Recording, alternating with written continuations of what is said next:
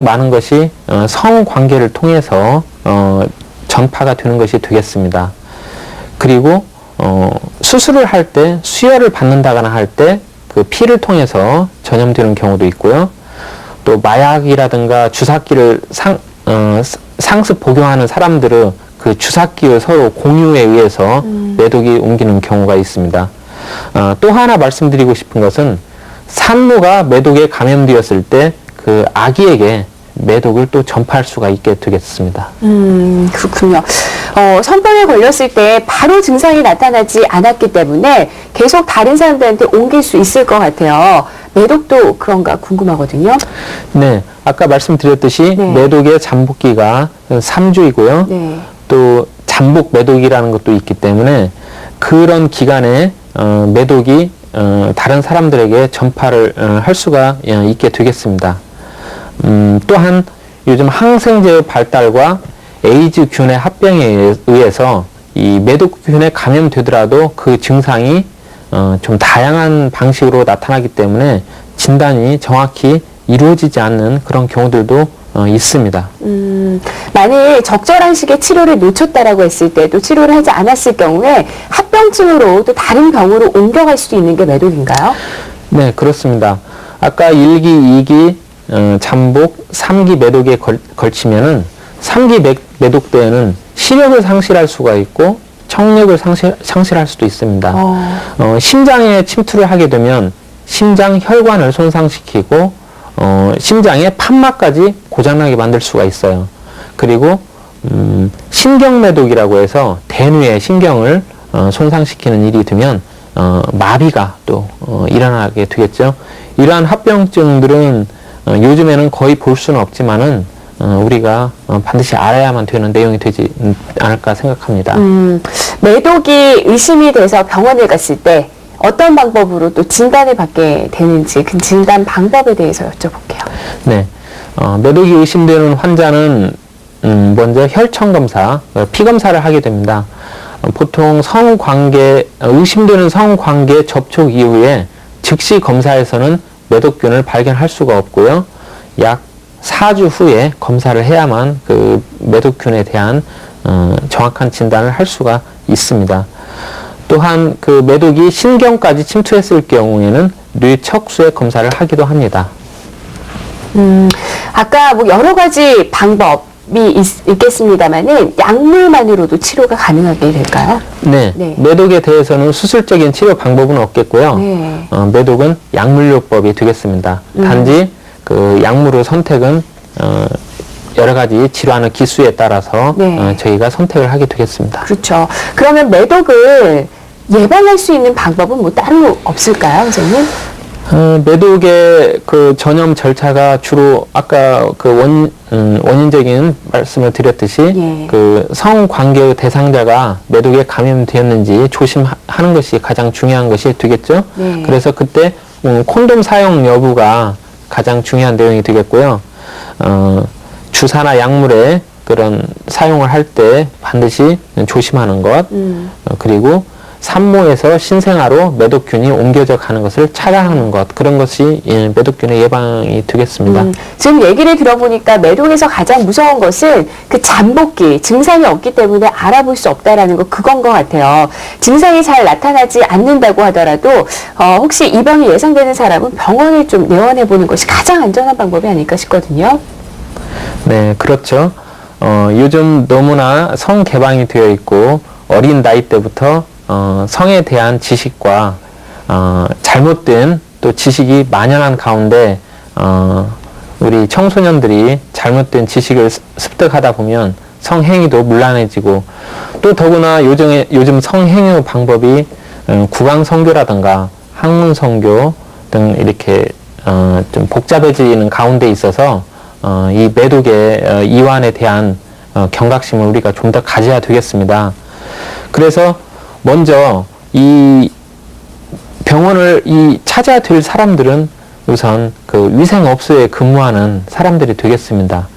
스스로가 자기의 건강을 지켜야 될 뿐만 아니라 네. 그 접객하는 그 손님들을 위해서도 항상 자기 건강을 지켜야 되기 위해서 그분들은 당연히 방문을 하고 또 사실은 정기적으로 보건소에서 예. 그분들에 대한 검진을 하고 있습니다. 그리고 그 업소의 사람들과 접촉을 한 일반인들 또한 아무런 증상이 없더라도 이 매독에 대한 경각심을 가지고 병원을 한번 찾아가서 상담을 하는 것이 좋겠습니다. 또 하나 중요한 것은 그 성배우자, 그러니까 이 매독에 접촉 가능성이 있는 사람의 성배우자 또한 이 매독균에 대한 경각심을 가져야 되는데요.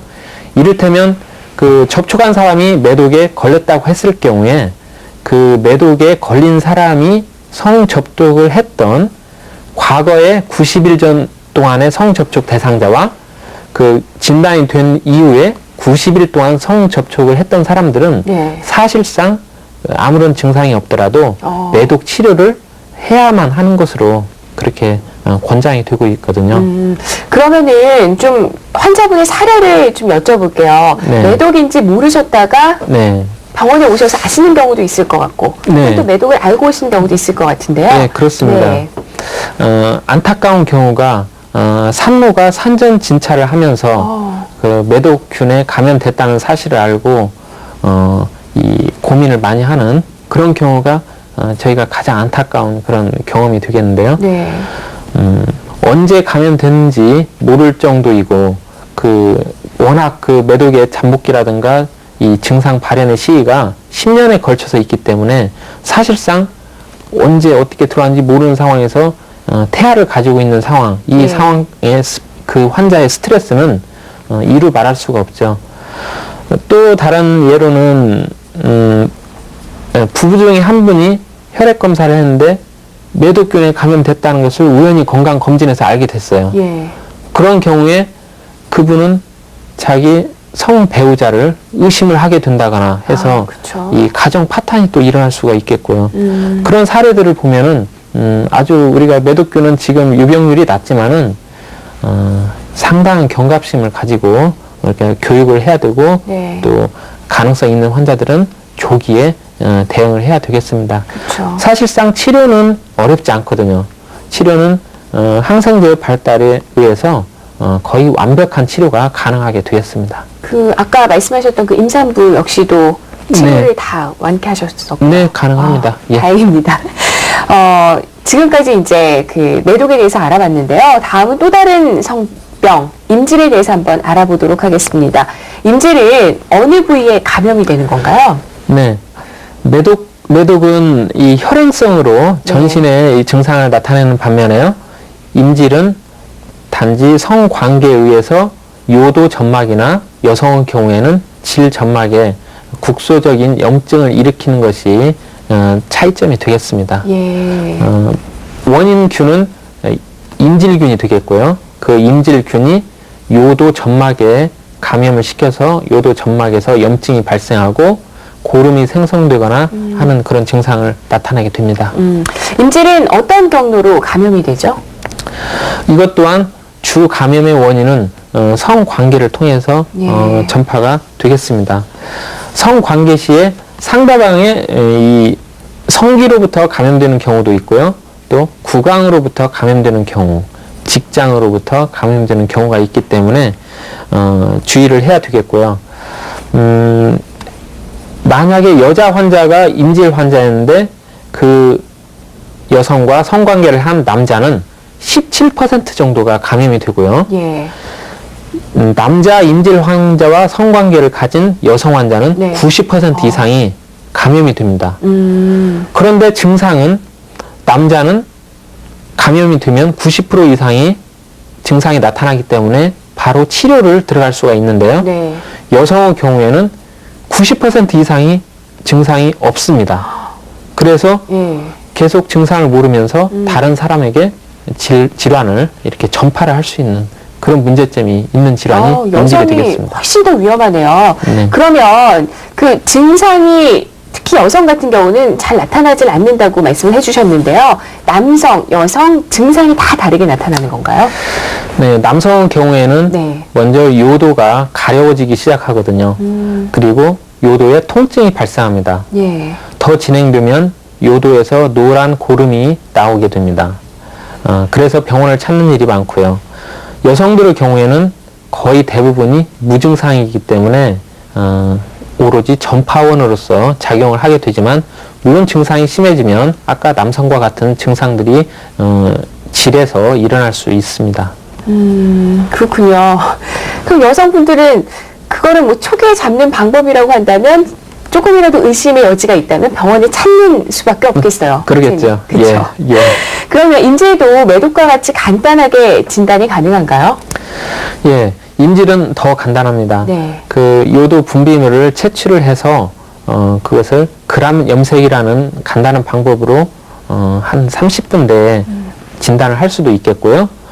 또 배양 검사를 해서 임질균을 직접 관찰하는 방법이 또 있습니다. 요즘에는 그 검체물에서 그 DNA 분석을 해서 검사를 하는 방법이 있기 때문에 네. 아주 정확한 진단이 이루어지고 있다고 보면 되겠습니다. 그러면 치료 방법에 대해서 좀 여쭤볼게요. 네. 예.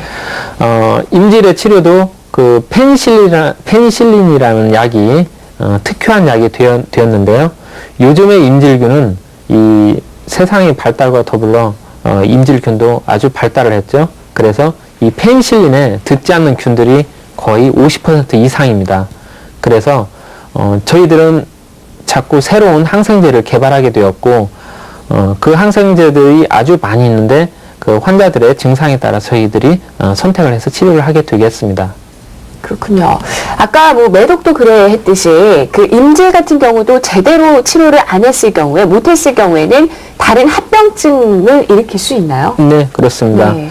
먼저 그 임질을 제대로 치료하지 못하는 그런 요인을 저희가 좀 알아야 되는데요. 의사가 잘못된 약제를 선택을 했을 경우에 치료가 잘 되지 않겠고요. 예.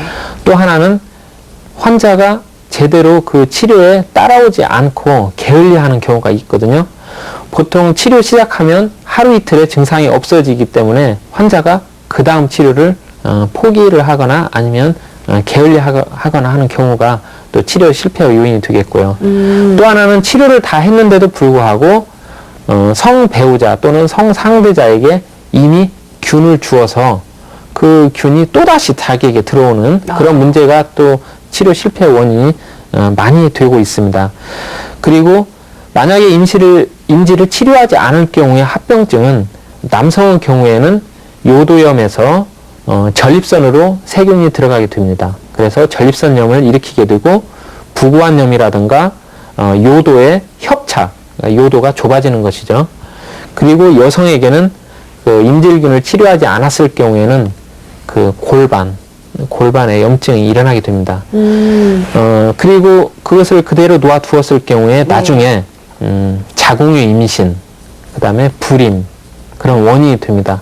그래서 요즘 많은 그 불임을 볼 수 있는데 네. 그 원인을 모르는 경우에 그 젊은 시절에 이러한 질환들을 제대로 치료하지 않았을 경우에 그런 원인이 될 수 있다는 것을 아시고 그 좀 임질에 대해서도 상당히 경각심을 가져야 되는 것이 되겠죠.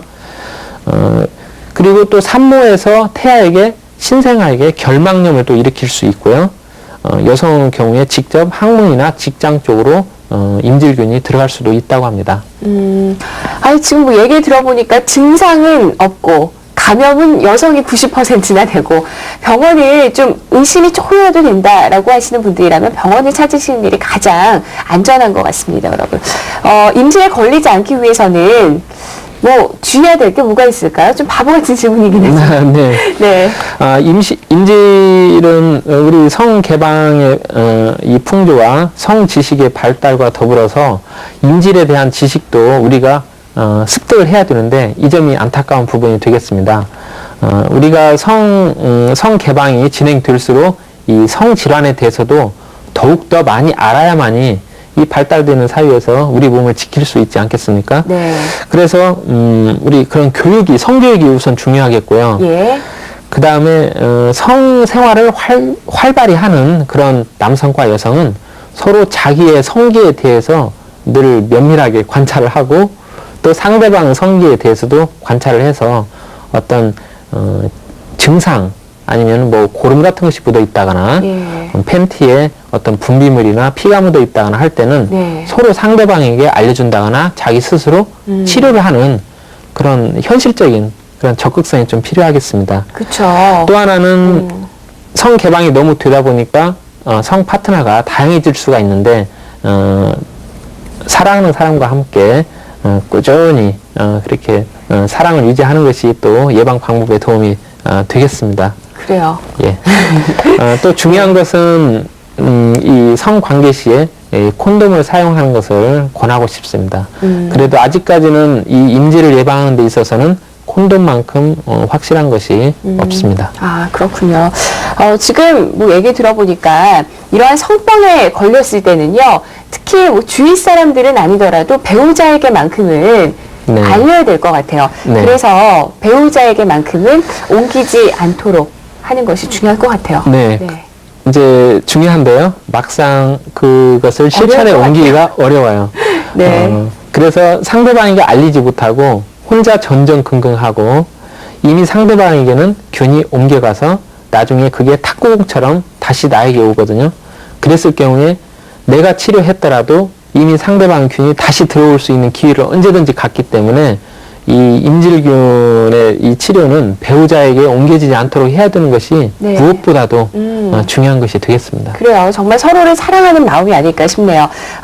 얘기를 아까 해주셨는데요. 그 성병을 예방하는 것 중에서는 가장 좋은 방법, 또 가장 쉬운 방법이 바로 콘돔 사용이라고 해주셨어요. 콘돔을 사용할 때 있어서 그 사용 방법도 잘 아셔야 될 것 같아요. 네. 그렇죠? 네. 일반적으로 콘돔은 불량품보다는 사용 잘못에 의해서 질환이 전염될 수도 있기 때문에 콘돔 사용 방법을 잘 숙지하는 것이 필요하겠습니다. 콘돔은 항상 새로운 것을 사용하는 것을 권장하고 싶습니다. 또한 성행위 시 손톱이나 구강에 접촉이 있을 수 있기 때문에 그 치아라든가 손톱 끝에 날카로운 면이 그 콘돔을 손상시키지 않도록 하는 것이 중요하겠습니다.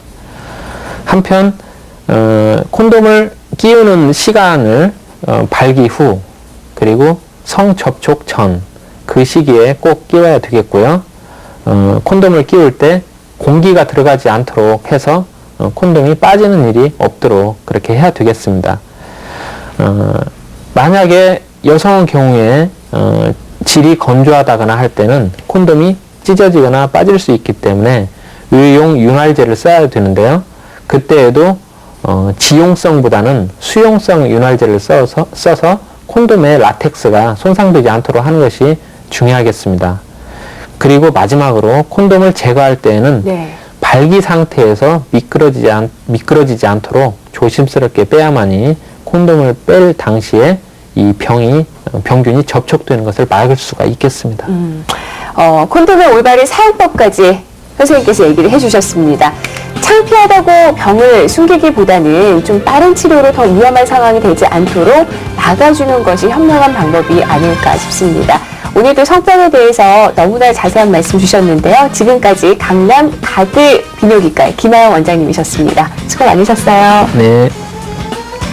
콘돔은요, 단순히 피임을 수 있는 도구에서 그치는 것이 아니라 성병을 예방해주는 아주 똑똑한 도구가 아닐까, 그런 생각을 새삼해봤습니다. 오늘 저희가 준비한 정보 소식은 여기까지고요. 저희는 다음 주에 더 알찬 정보로 다시 찾아뵙도록 하겠습니다. 시청해주신 여러분, 함께해주신 여러분, 감사드립니다.